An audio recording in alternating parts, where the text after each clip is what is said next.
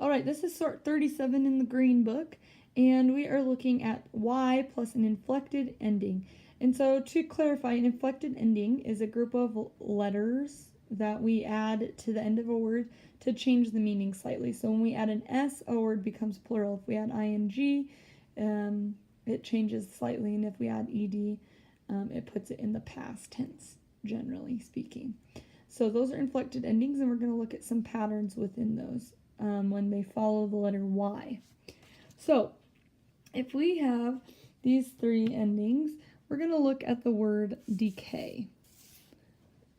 And then we have decayed and decaying, as opposed to, let's look at studies, studying, and studied. So if we look at the difference here, I want you to think about what the original word is and how they change. So we have decay and study. Let's put those right there next to there so you can see that.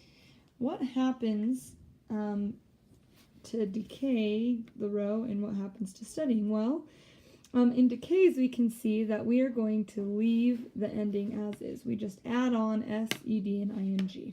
There's no other change. But in study,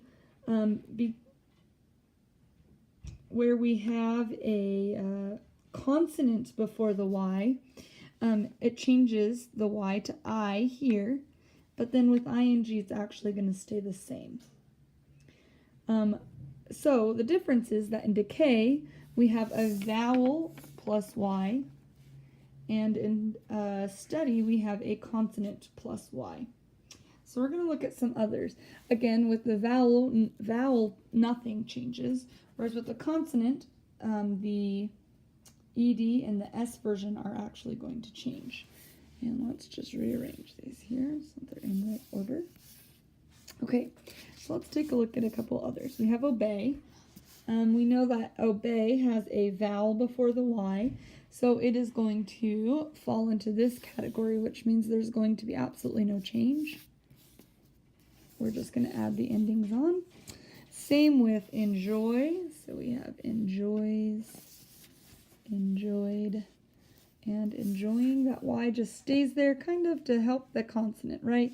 Because if we had an example like reply, I want you to look at this here, reply.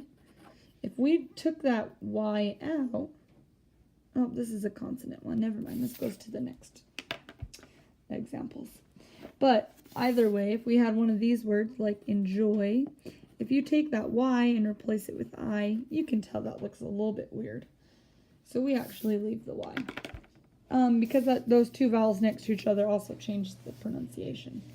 All right, so when we have a consonant here, we have an L before the Y, and you can see it just adds ing here, but here it's going to turn to an I.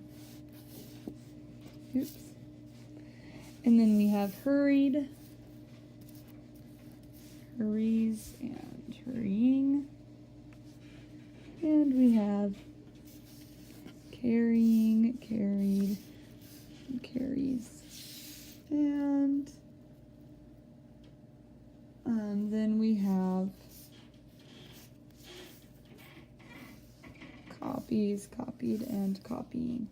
So what I was saying with replied up here is if we changed this to an I, it would look like, well, if we took away the Y and just added ing, oh, you can't even see that. Sorry, guys.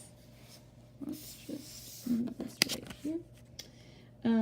You can tell it would look a little weird. So that's why we keep in that Y for the ing.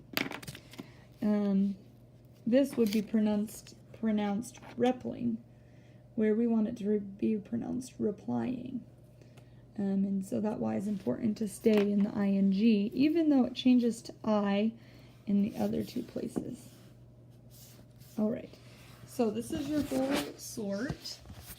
I would recommend with some of your scraps like Miss Sell did over here, just go ahead and make a vowel plus Y and a consonant plus Y in order to help you see the difference between the two. Oops, I think I turned it. It needs to be this way.